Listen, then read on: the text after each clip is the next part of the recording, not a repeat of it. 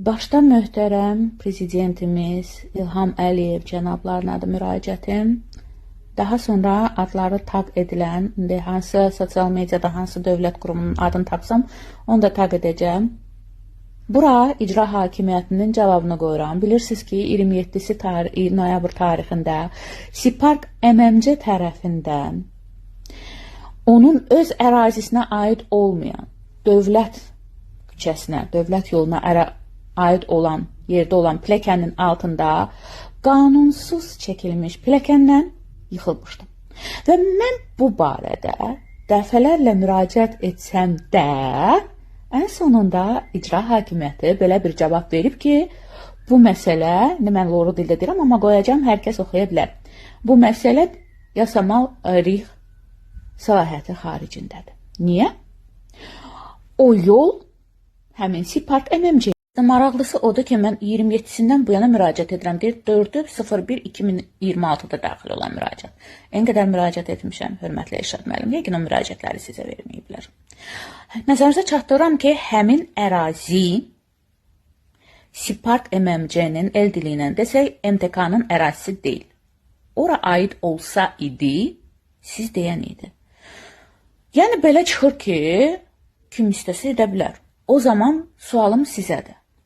Ta ki 2023-cü ildə, hələ indi vermişsiniz məktubu, 2026-cı ilin axırınacan axır ki, düzəldərlər. Prezidentimizin göstərişi ilə, əslində prezidentimiz göstəriş vermişdirsə ki, filan çəkəsiz, nəysə, hələlik trubalarla ayrılmışsınız, sağ olun, piyadalar üçün yer düzəltmişsiniz. Daha öncə o prezidentin yanına mən getməyincə, prezident müşavirlərinə, prezidentimizə müraciət etməyincə, MTK-nın həyəti kimi də sayılanda, trubanı qoyanda, niyə, yəni, o zaman, niyə siz hələlik müvəqqəti trubalar qoyana qədər sakinlər özləri və yaxud MTK-nın həyətində sayılır sizin fikrinizcə, truba qoyanda niyə əməkdaşlarınızı göndərib o trubaları kəstirirdiniz ki, maşınlar park edə bilmir. Özdə maşınlar harada park edə bilmir? Pləkanın yanında. Onda o da sizin səlahiyyətiniz daxilində olmayıb. Mən sizin qəbulunuzda olanda neçə dəfə insanlar gəlib, deyib ki, məsəl üçün, filan kəs truba qoyub, qeyri-qanunudur, mən keçə bilmirəm, mən maşınımı park edə bilmirəm, onu söktürmüsünüz. Trubanı MTK qoyub da, həmin MMC-yə həyətinə qoyub da, siz niyə söktürürsünüz? Niyə? Yəni, bir sözlə obru söz uyğun gəlmir. Bir daha nəzərinizə çatdırıram ki, o məhz başı bəlalı pləkan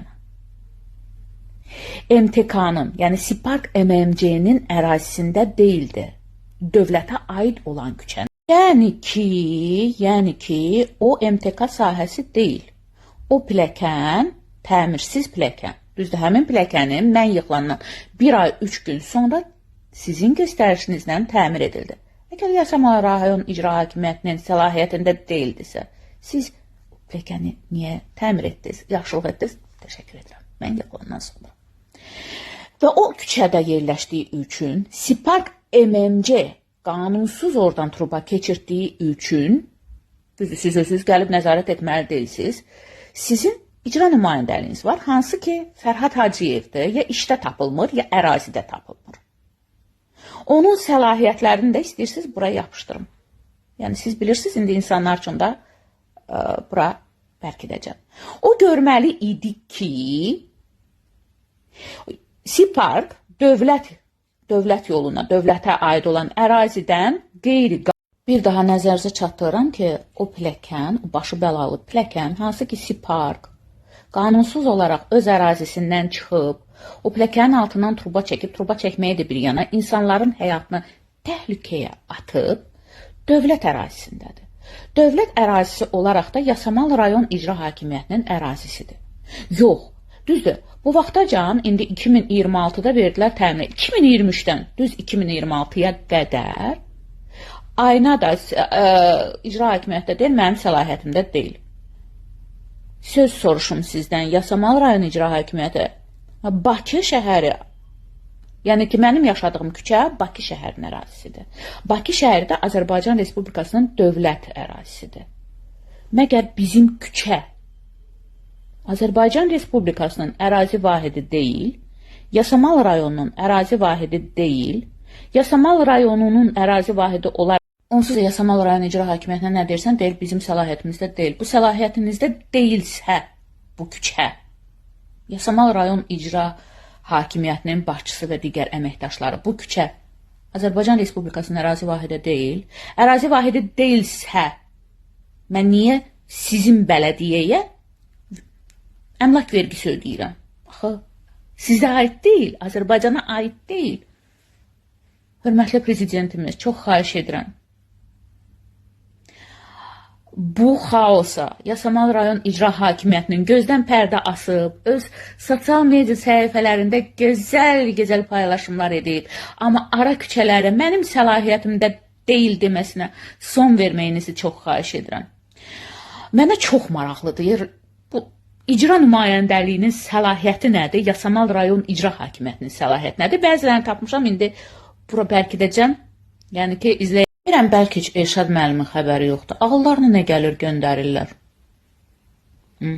Yenə də Elşad müəllimi haqq qazandırmaq istəyirəm, amma inanın yenə də haqq qazandırmaq istəyirəm. Çünki daha əvvəl göndərdiyim şikayətə küçənin təmiri barədə 2025-2030-cu illərin planına salınıb, 2026-cı ildə təmir olunacaq. Və indiki hal-hazır ki, siz məhkəməyə müraciət edin, bu məsələ Yasamal rayon icra hakimiyyətinin səlahiyyəti daxilində deyil məktubunu bilsəz kim qol çəkib? Yenə də Hüseyn Əfəndiyev, Elşad müəllimin müavini. Ona görə deyirəm ki, çox güman ki, başçının xəbəri yoxdur. Müavin əli yazır, deyir, o olmasın, bu olsun, o olmasın, bu olsun. Hörmətli və möhtərəm prezidentimiz, çox xahiş edirəm. Hüseyn Əfəndiyevin öhdəsindən gəlin.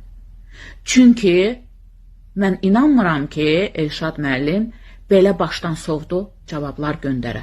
Çünki bu məktuba əsasən o dövlət küçəsi Yasamal rayon icra hakimiyyətinin səlahiyyəti daxilində deyilsə, demək Azərbaycan Respublikasının ərazi vahidi deyil. Hüseyn Əfəndiyev, Elşad müəllimin üzün qarı. Cənab Hüseyn Əfəndiyev, mənə izah edin, niyə bu məsələ Yasamal rayon icra hakimiyyəti səlahiyyəti daxilində deyil? Hüseyn müəllim, bir daha sizə izah edirəm. Mən burada prokuraturanın da adını yazacağım. Prokuraturaya da müraciət edəcəm ki, araşdırsınlar niyə Hüseyn müəllim belə eləyir. Mən sizi üzdən bəlkə görmüşəm, bəlkə yox. Mən sadəcə Elşad müəllimlə ünsiyyətdə olmuşam və inanıram ki, Elşad müəllim belə ədalətsizlik etməz. Belə başdan sovda hərəkət etməz. Niyə? Yəni, əgər bilmirsinizsə, nəzərinizə çatdıram ki, o pləkan məhz dövlət ərazisindədir və orada siz baxırsınız.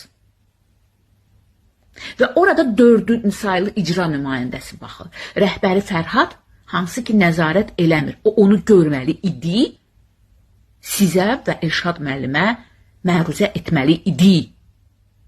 Siz niyə Fərhad müəllimi belə örtbasdır edirsiniz? Bugün mən yıxıla bilərəm. Hüseyn müəllim, bugün mən yıxıla bilərəm. Siz də mənim kimi vətəndaşsınız.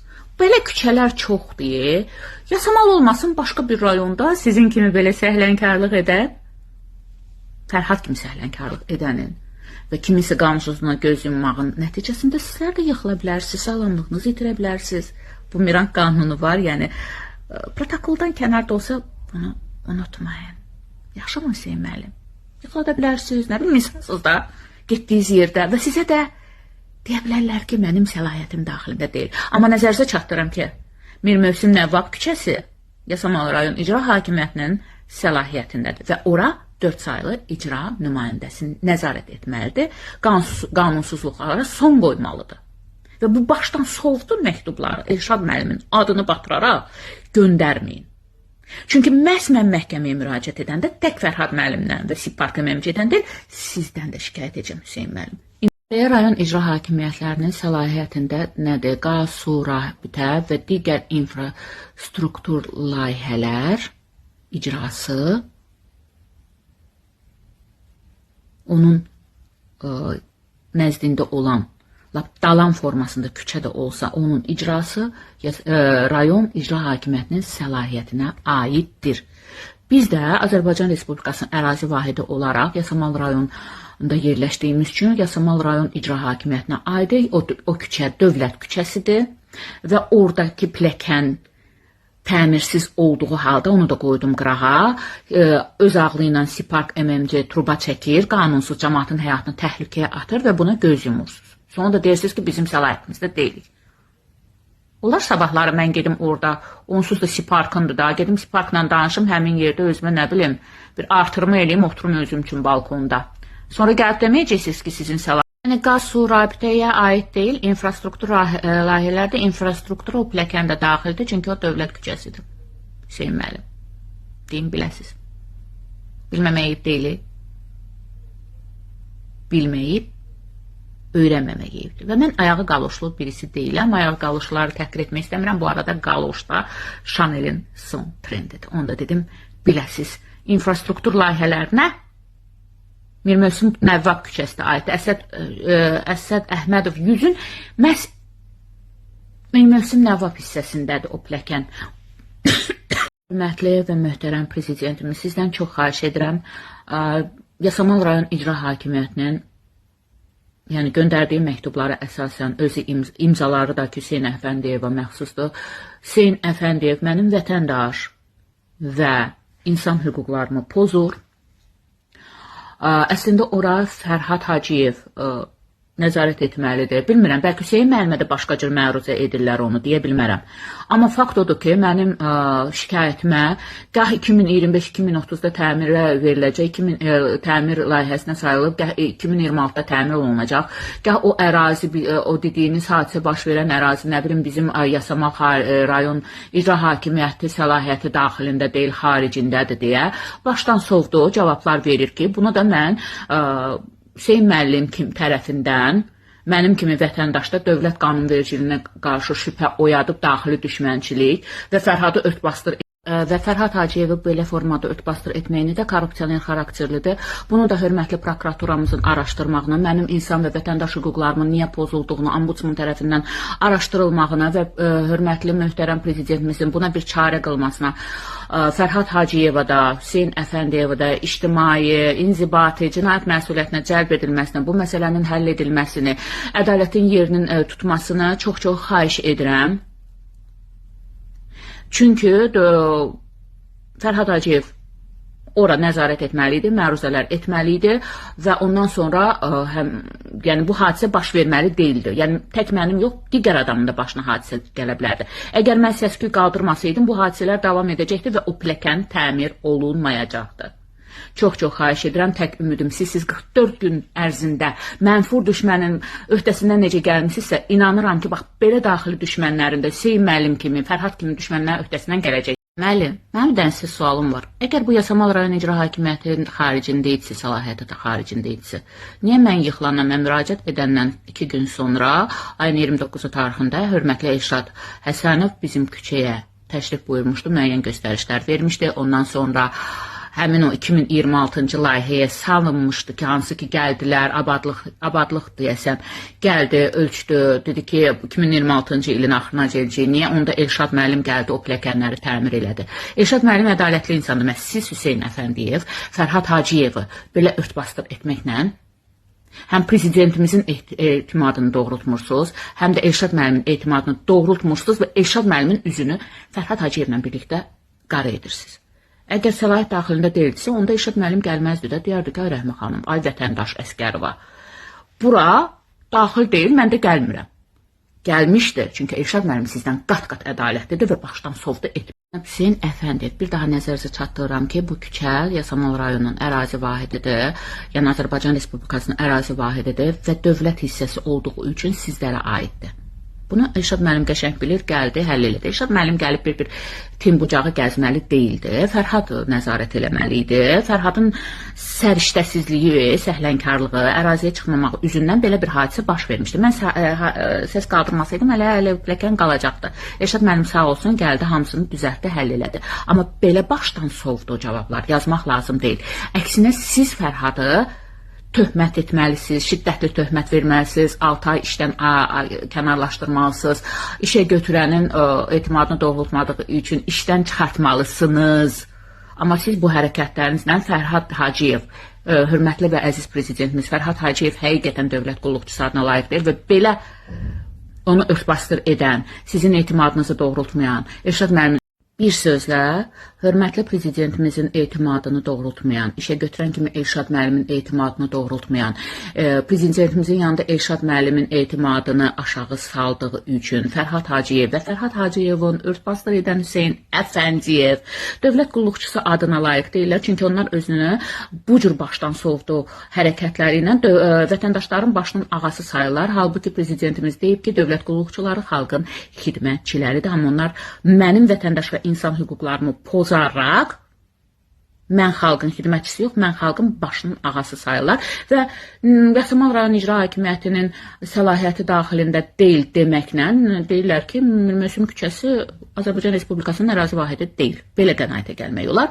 Bu da qanunvericiliyimizə vətəndaş tərəfindən şübhə yaratmağa zəmin yaradan bir daxili düşmənçilikdir Hüseyin Əfəndiyev və Fərhad Hacıyev tərəfindən.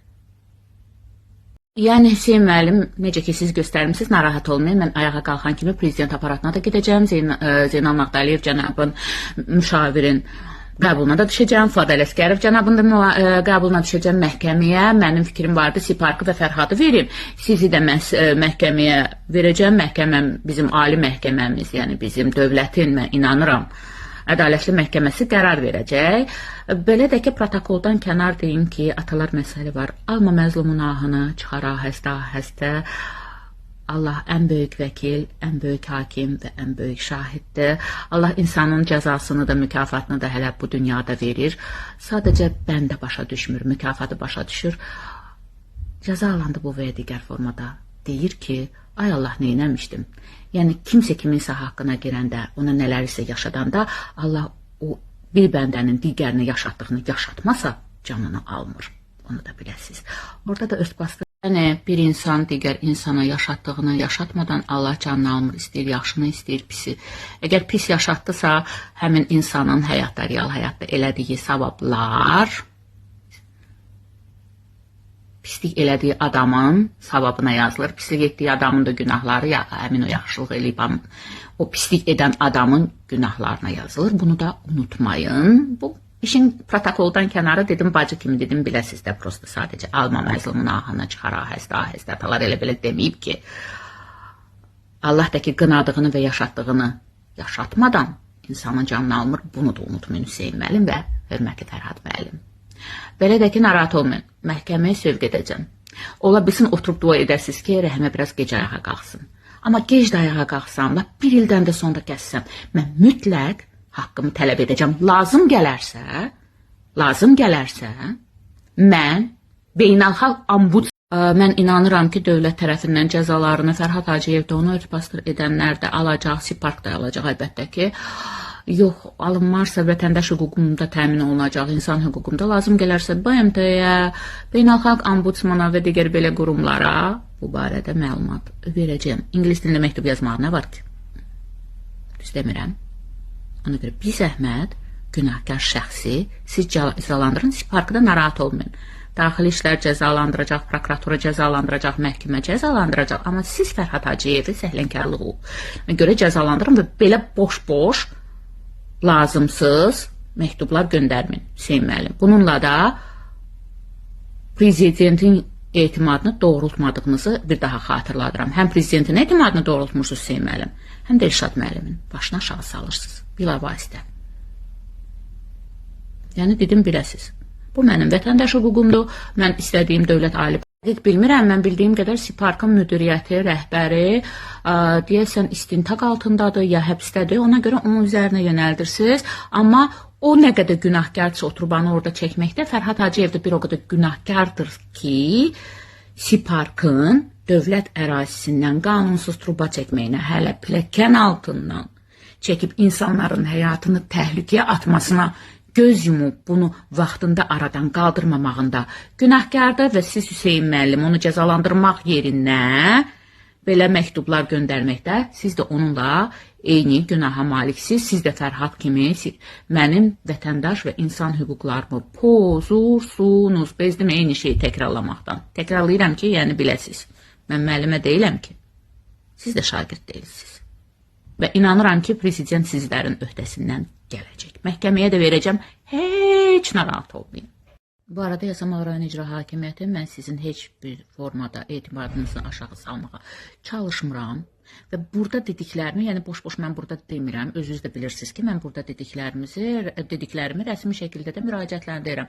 Artıq o məktubu alandan sonra Prokuratura, Daxili İşlər Nazirliyi, Ombudsmana, Nazirlər Kabinetinə, Milli Məclisə, hörmətli prezidentimizə eynisilə, yəni ki, qısa və konkret formada, məktub formasında onlayn olaraq müraciət etmişəm. Bir daha təkrarlayıram, lazım gələrsə, BMT-yə də, beynəlxalq ombudsmana da müraciət edəcəyəm. İnsan hüquqlarının pozulduğu üçün və belə örtbasdır korrupsioner hərəkətlər barədə, yəni ki, başdan sovda eləyirsiniz, başqa cür necə qiymətləndirmək olar ki, məhkəməyə də heç narahat olmayın, mütləq müraciət edəcəm. Siz dua eləyin ki, mən biraz gec ayağa qalxım, yaxşımı? Amma Allah böyükdür, mən ayağa qalxan kimi mən heç sizin sözünüzü aşağı yerə salaram, yox, məhkəməyə müraciət edəcəm, narahat olmayın.